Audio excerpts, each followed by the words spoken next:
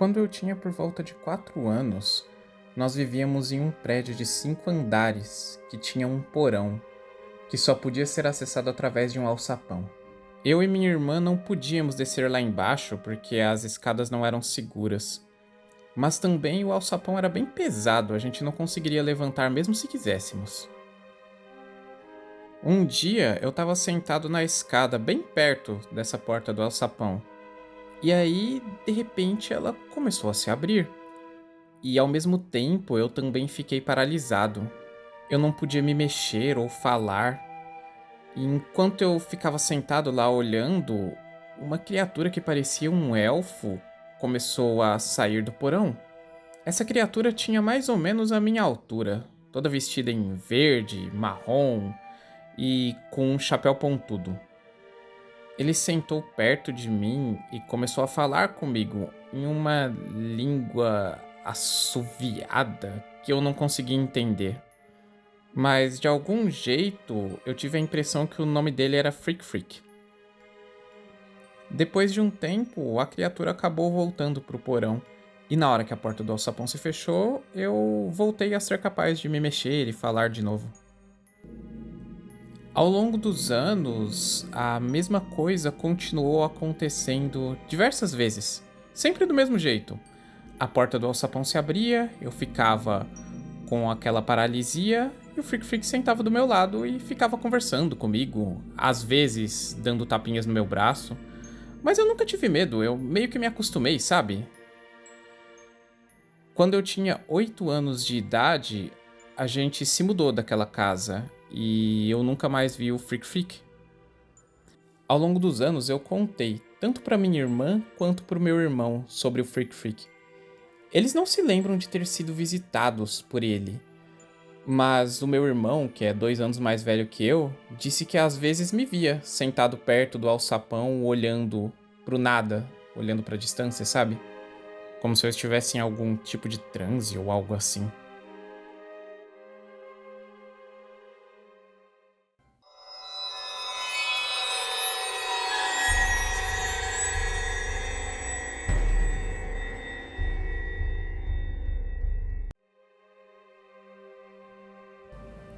Hoje em dia eu tenho mais de 65 anos.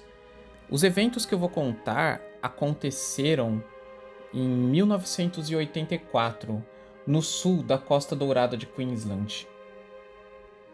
Na época que o evento aconteceu, eu era divorciada e vivia na casa com meus 2 filhos.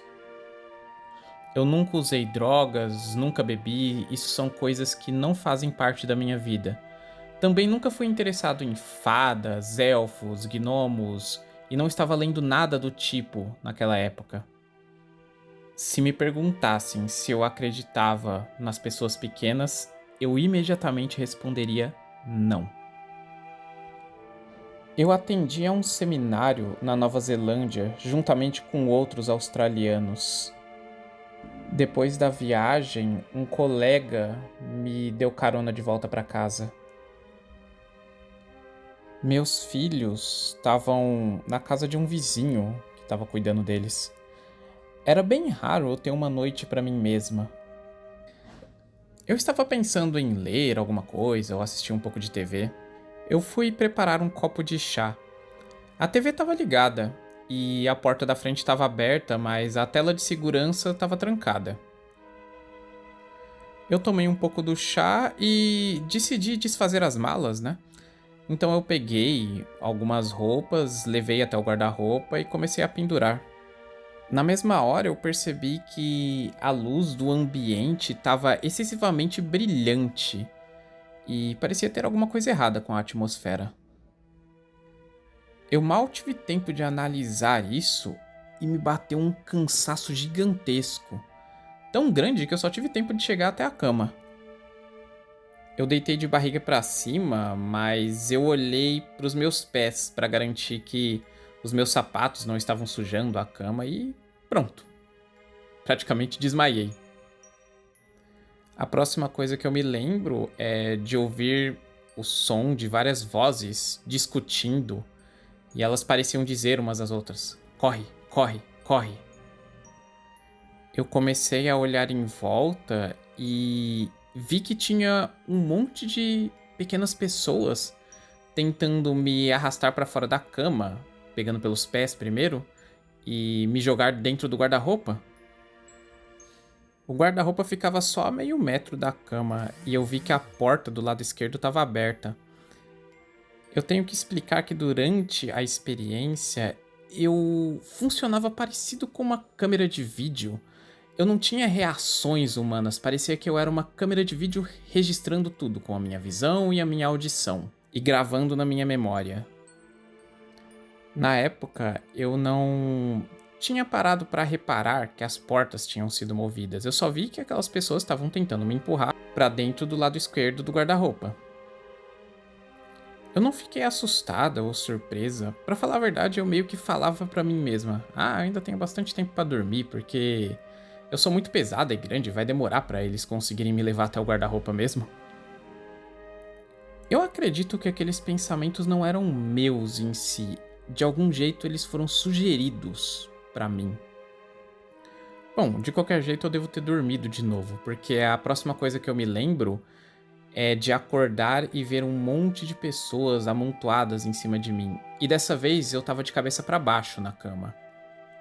Tinham homens e mulheres. Eu não me lembro de quantos. Deviam ter uns 6. Não, provavelmente mais. Um deles, um masculino, ele aparentava ser maior do que os outros e acho que era o líder deles. Ele era o que estava mais perto de mim. Primeiro, ele me encarou e olhou com os olhos dele bem fundo nos meus olhos. Então eu meio que apaguei e quando eu voltei, agora ele estava em outra posição, olhando para mim só com um dos olhos. Algo aconteceu ali, mas eu não me lembro. Eu tenho a sensação que ele tentava comunicar algo para mim. As criaturas pareciam aqueles típicos gnomos ou camponeses de livros de fantasia. Baseada na altura da cama, eles deveriam ter uns 60, 65 centímetros, mais ou menos. Eles estavam vestindo muita roupa. Pareciam roupas para um clima bem mais frio do que estava na realidade. Eu me lembro com detalhes até consideráveis.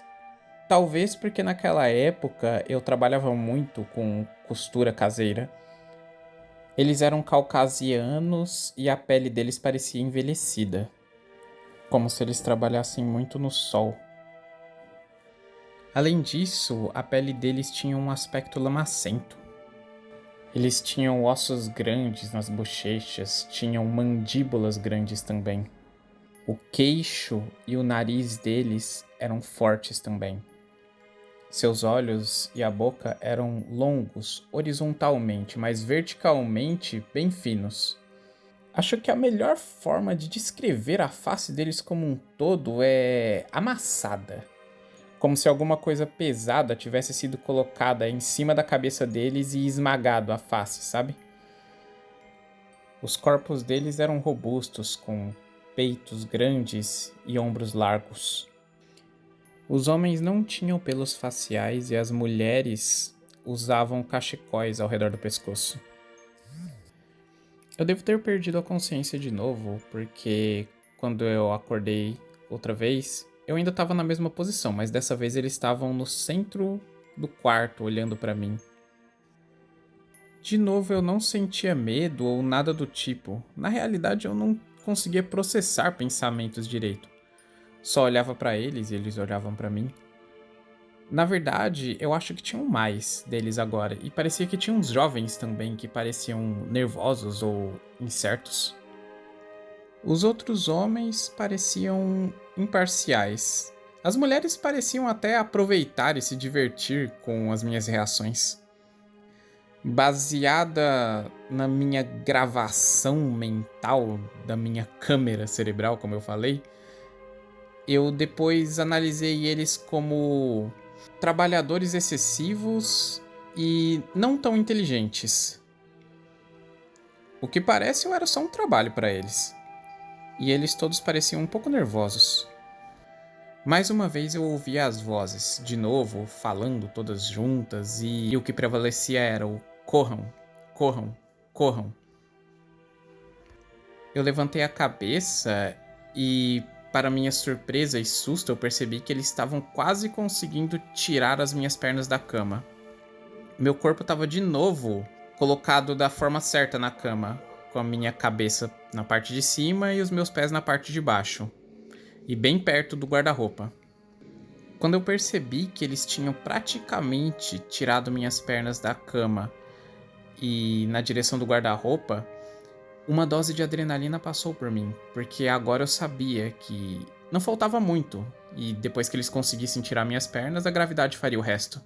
Tudo que eles teriam que fazer é arrumar o meu corpo caído dentro do guarda-roupa. Eu então comecei a gritar e a chutar eles, e depois eu pulei da cama e fiquei de pé no centro do quarto. O quarto estava mais iluminado do que o comum, mas eu não estava com medo. Na realidade, eu estava era com raiva. Eu me lembro de gritar com eles e brigar. Eles falavam entre si agora e pareciam meio confusos, contidos. Então eles se olharam e começaram a entrar no guarda-roupa. É como se tivesse algum tipo de rampa que eles entravam, pulavam e desciam.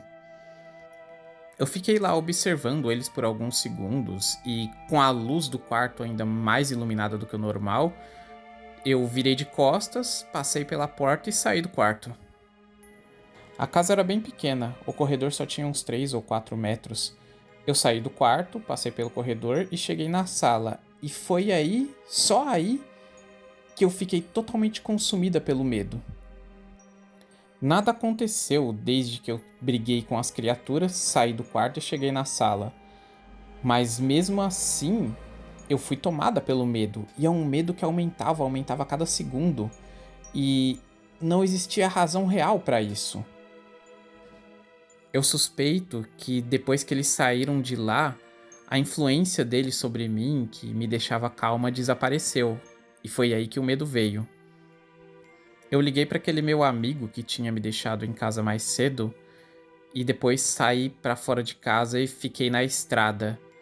Eu estava desesperada para estar com alguém e fiquei esperando que alguém fosse aparecer e me salvar de alguma forma. Eu estava sem vergonha nenhuma e devo ter sido reduzida ao nível de uma criancinha. Eu devo deixar claro que eu não tinha, pelo menos não conscientemente, medo de que as criaturas voltariam para me atacar.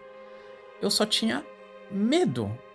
E parece que o medo alimentava mais medo e fazia tudo crescer. Não muito tempo depois, o meu colega chegou e me levou para casa dele. Ele não falou comigo. E eu não me importava. Eu só estava feliz de estar com alguém e estar longe da minha casa. Quando nós chegamos na casa dele, eu fui pra cama, mas eu não conseguia ficar quente. Ele colocou um monte de cobertores sobre mim, mas eu ainda assim estava congelando. Eu percebo agora que eu estava em choque. Eu não deixei ele sair do quarto ou desligar as luzes. Depois de um tempo, eu acho que acabei dormindo, e quando eu acordei ele não estava lá.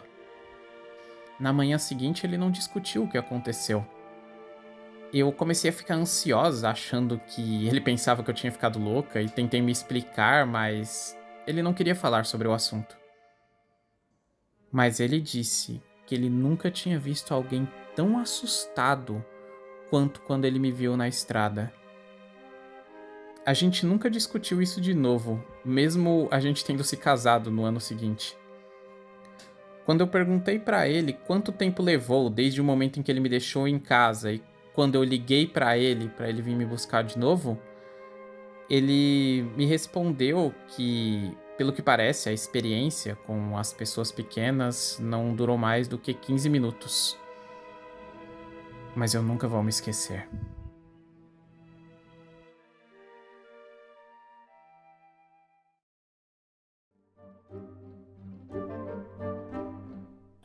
Então é isso, meu povo. O que vocês acharam dos relatos de hoje? Eu ainda não consegui fazer aquele vídeo diferente que eu queria fazer e o motivo é muito sério. Chegou a Stellar Blade e eu tava empolgado jogando. É a vida. Eu espero que vocês já tenham checado aí o meu livro Mente Fragmentada. Se não checaram, eu convido a checarem. Tem link na descrição. Link também para o vídeo original dos relatos no canal Scary Fairy Godmother também está na descrição. Vocês podem checar lá se vocês quiserem. E eu vou ver se daqui a 2 semanas eu consigo trazer um videozinho especial que eu queria. E bom, só lembrando que se você for a garota mágica ou a fada que eu tenho procurado nos últimos 2 anos, eu tenho tentado te encontrar e vou continuar tentando de alguma forma. É isso, gente. Muito obrigado pela presença de vocês. E até o próximo vídeo aqui no Reino das Fadas.